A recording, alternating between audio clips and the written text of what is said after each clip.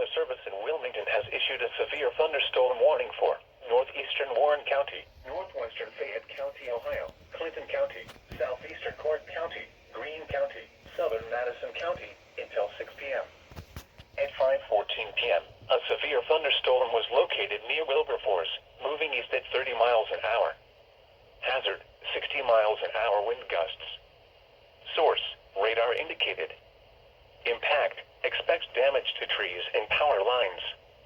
Locations impacted include Beaver Creek, Xenia, Washington Courthouse, Wilmington, London, Bellbrook, Cedarville, Sabina, Jamestown, Mount Sterling, South Charleston, Jeffersonville, Bloomingburg, Wilberforce, New Jasper, Clarksville, Harveysburg, Spring Valley, South Solon, and Midway.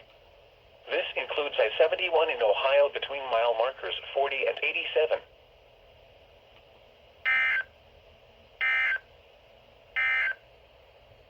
Heat advisory.